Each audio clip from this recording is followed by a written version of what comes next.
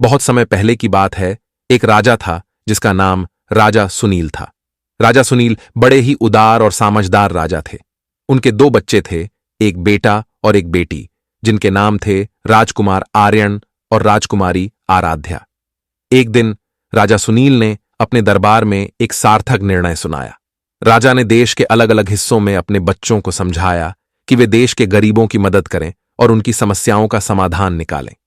इस समय में दो गरीब बच्चे और दो गरीब महिलाएं भी उनके दरबार में मौजूद थीं। ये चारों बहुत ही ईमानदार और मेहनती लोग थे।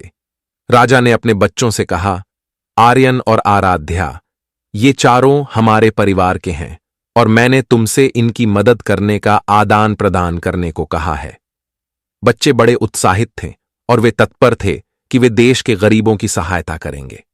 उन्होंने मिलकर उन दो गरीब बच्चों और महिलाओं से बातचीत की और उनकी समस्याओं को सुना।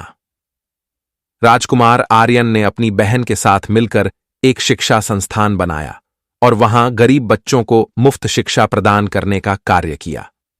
उन्होंने भी एक किसानों को सहायता करने के लिए एक कृषि प्रोजेक्ट शुरू किया ताकि वह अपने गांव में लोगों को रोजगार और आत्मनिर्भरता प्रदान कर सकें। राजकुमारी आराध्या ने भी एक महिला सशक्तिकरण योजना शुरू की, जिसमें उन्होंने गरीब महिलाओं को विभिन्न कौशलों का सिखाया और उन्हें रोजगार प्रदान किया। राजा सुनील ने खुशी खुशी देखा कि उनके बच्चे और उनके साथी गरीब लोगों की मदद कर रहे हैं। उनका यह सपना पूरा हुआ कि उनका परिवार समृद्धि और सहयोग की भावना के साथ एक समृद्धि भरा समाज बनाए।